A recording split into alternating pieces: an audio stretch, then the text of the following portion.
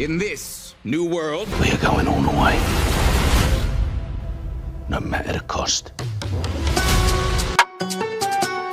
In this new world, there is no room for heresy. That's not a line from a dystopian novel. That's not a villain monologue from some fictional dictatorship set 100 years in the future.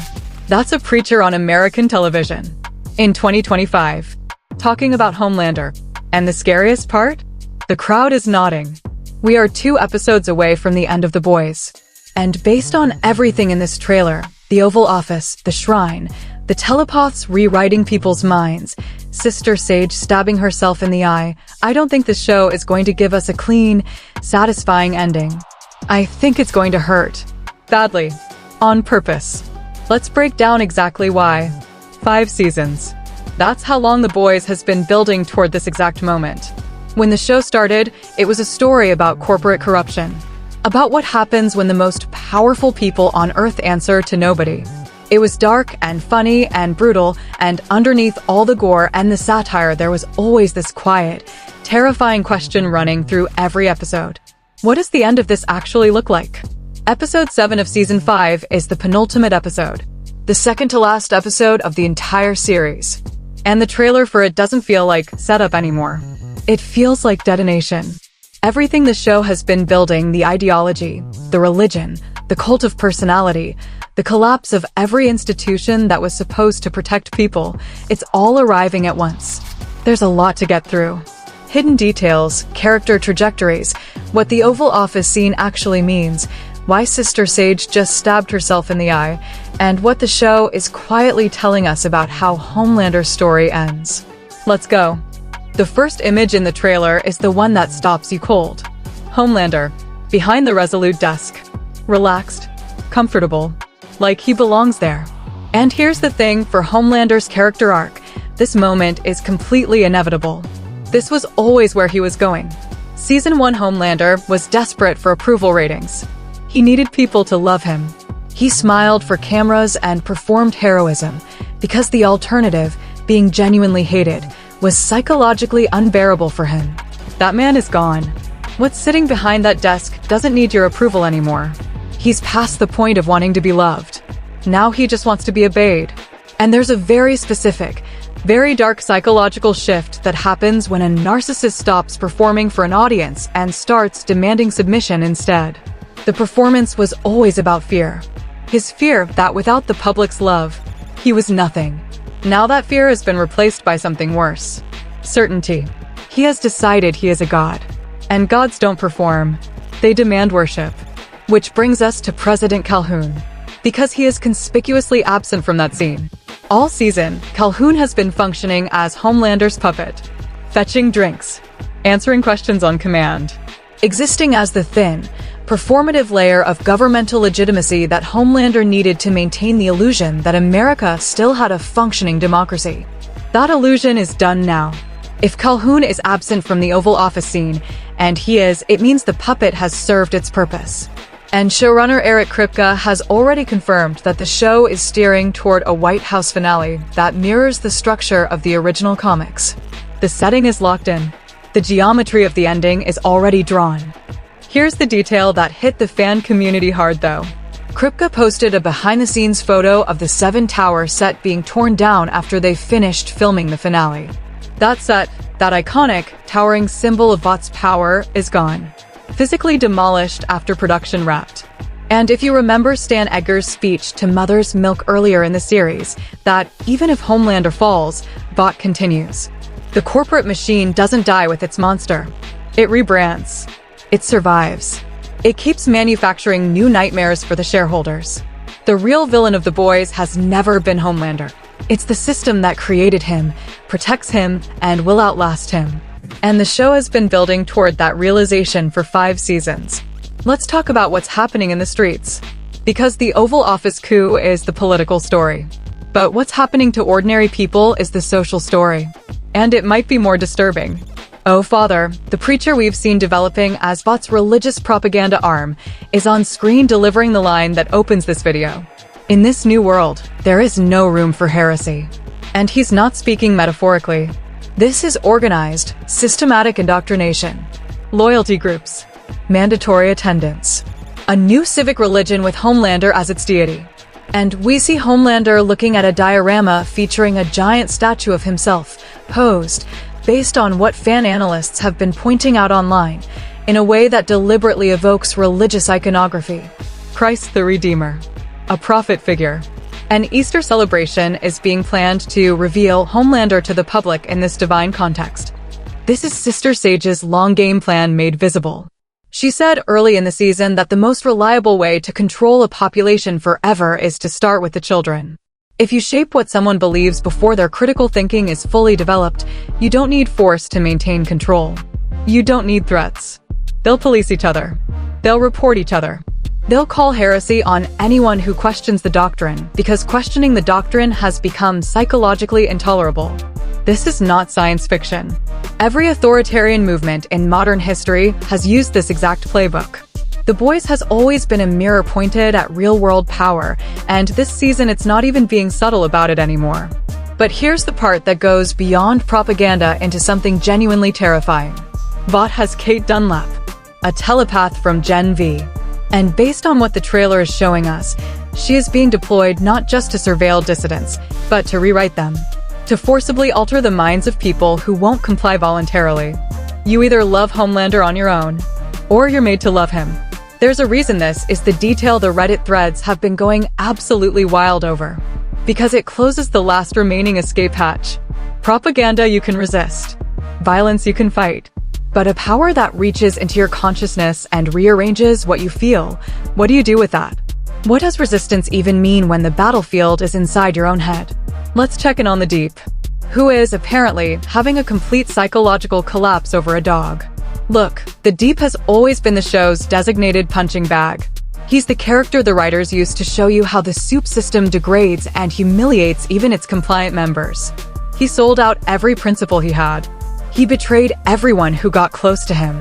He ate his own friends, literally, to stay in Homelander's good graces. And what did submission get him? He's still a joke. He's still expendable.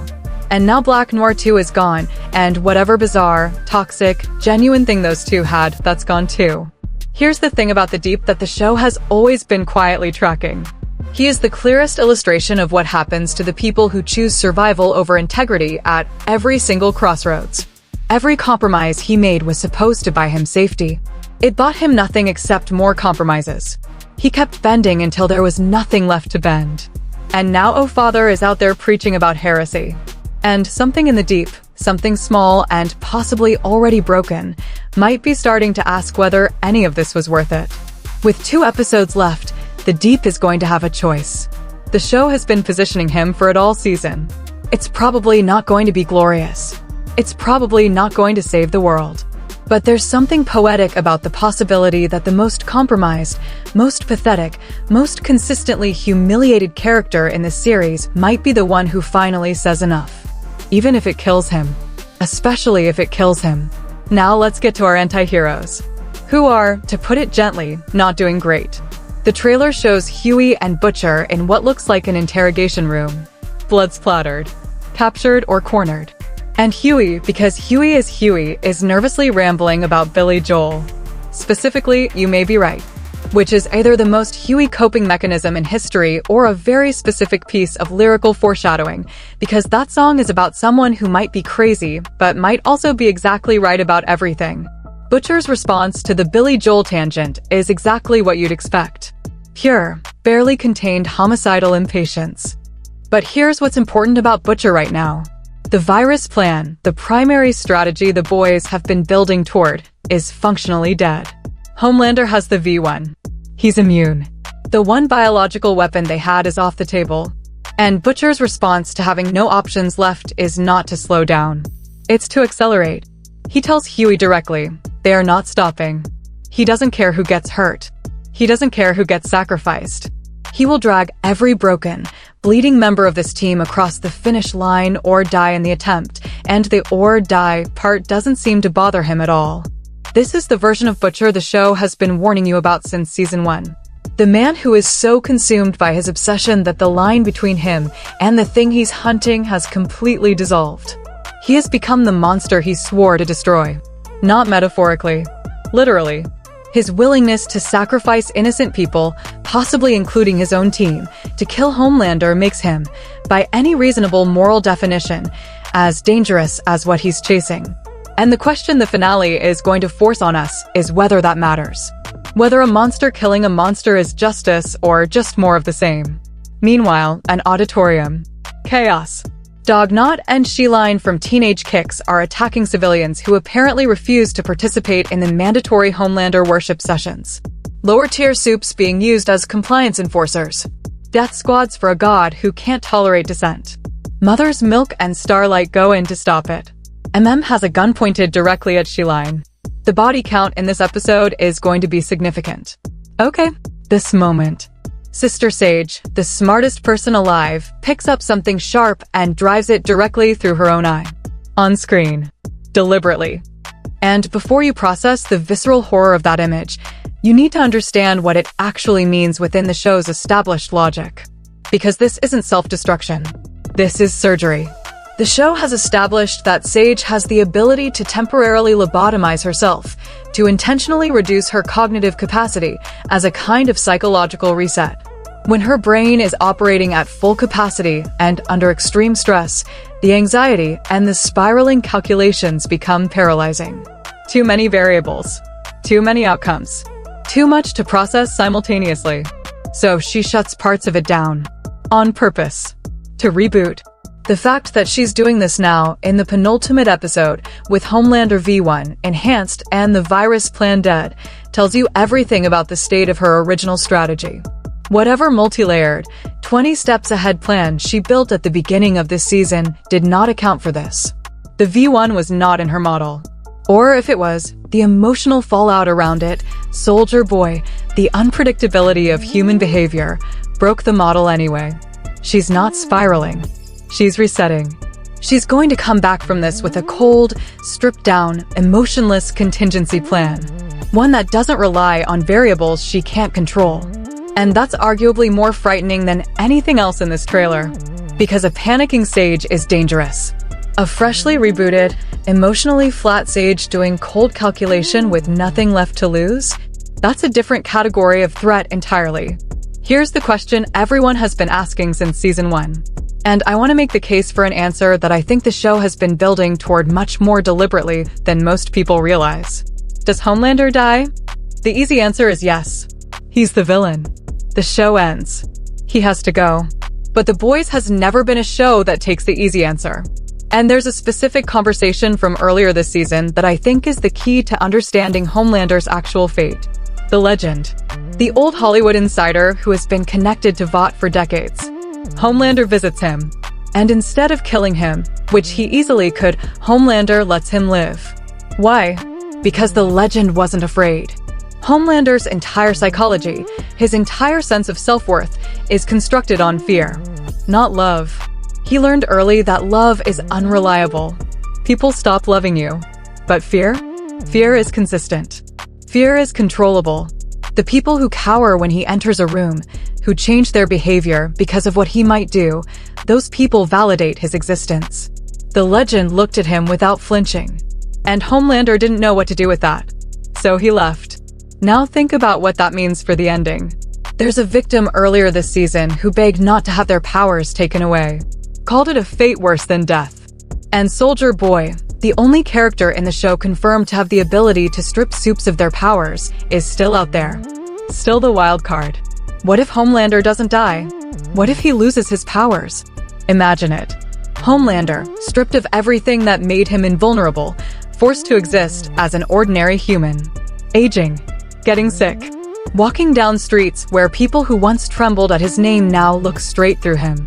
A powerless, irrelevant, ordinary man in a world that has moved on. He wouldn't be a martyr. He wouldn't be a legend. He'd be nothing.